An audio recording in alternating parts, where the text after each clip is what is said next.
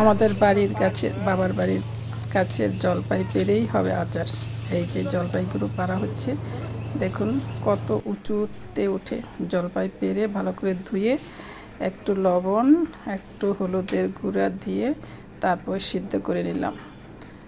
এই রমজানের দিনে আচারের ভিডিওটা দিচ্ছি, এতে কারো যদি জিভে জল আসে তাহলে কিছুই করার নেই, কারণ ভিডিওটা অনেক দিন থেকেই গ্যালারিতে পড়ে আছে, তাই ভাবলাম এখন আপলোড দিয়ে দিই। আসসালামু আলাইকুম, সবাই কেমন আছেন?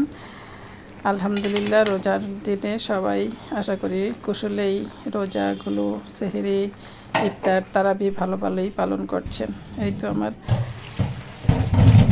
জলপাইগুলো সিদ্ধ হয়ে গেল। এখন একটা স্ট্রেনার দিয়ে ছেঁকে নিচ্ছি। দেখুন জলপাইগুলো সেদ্ধ হয়ে একদম ফেটে গেছে, দারুণভাবে সেদ্ধ হয়েছে। এখন এই সেদ্ধ জলপাইগুলো একটু ঠান্ডা করে তারপরে একটু ভেঙে দিচ্ছি। এইভাবে ভেঙে একটু তারপরে এটাকে একদিন একটু রোদে শুকিয়ে নেব, তাহলে পানিটা একটু কমে যাবে। তারপর এই তো বসিয়ে দিলাম একটু কড়াই, তাতে দিয়ে দিলাম সরিষার তেল, দিলাম রসুন কোয়া ভালো করে পরিষ্কার করে নিয়েছি, সাথে দিলাম শুকনো মরিচগুলো আস্ত দিয়েছি, কারণ যদি কারো বেশি জাল খেতে ইচ্ছে করে তাহলে যেন ভেঙে খেতে পারে, অথবা ফ্লেভারটাও ভালো আসে। এই তো সামান্য শুকানো সেই জলপাইটা এখন আমি নিয়ে আসছি। এখন এই তো এই তেলের মধ্যেই সেই জলপাইটা ছেড়ে দেব। জলপাইটা দেওয়ার পরে তারপরে একটু ভালো করে নেড়ে নিতে হবে। পুরোটা তেলের মধ্যে জলপাইগুলোকে ভালো করে নাড়তে হবে।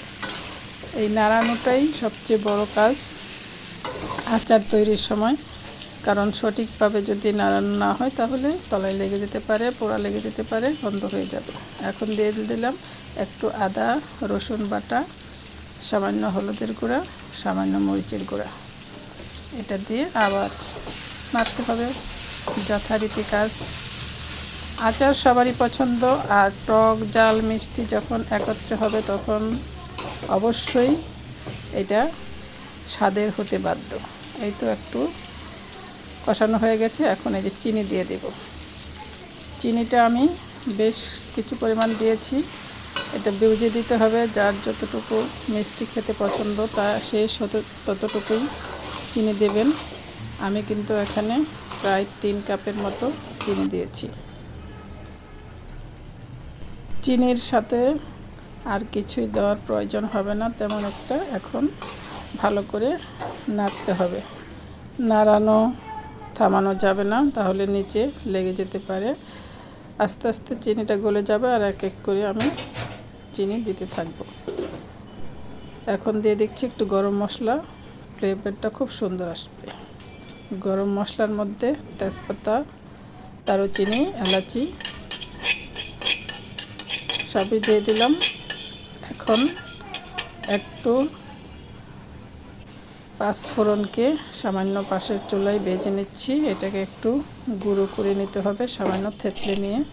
এই যে আমি একটি কাঠের হাতল দিয়ে এটাকে থেতলে নিচ্ছি, তাতেই হয়ে যাবে, আর কিছুই করতে হবে না। এখন দেখুন সেই মশলাটা আমি আচারের মধ্যে দিয়ে দিচ্ছি। এখন শুধু রান্না করার পালা। সাথে একটু চিলি ফ্লেক্স দিলাম, একটু স্পাইসি ফ্লেভারের জন্য, খেতে দারুণ হয়। চিলি ফ্লেক্সটা আপনারা যদি তৈরি করেন যার যার পছন্দ অনুযায়ী দিয়ে দিবেন। আর একটু লবণও দিয়ে দিলাম। আমি সেদ্ধ করার সময় লবণ দিয়েছিলাম, সেটা দেখে আমি লবণটা শেষ মুহূর্তে এসে দিয়েছি। এই তো আচার বানানো প্রায় কমপ্লিট। এরকম আচার খেতে আশা করি সবাই পছন্দ করেন। এখন দেখুন আচারটা কিন্তু প্রায় হয়ে আসছে, আর একটু শুকানো হইলে এই তো দেখুন আচারটা সেরকম হয়েছে, খেতে যেরকম টেস্টি তেমনি দেখতেও। তো বন্ধুরা, যারা আমার ভিডিওতে দেখেন অবশ্যই লাইক কমেন্ট শেয়ার করে পাশে থাকবেন।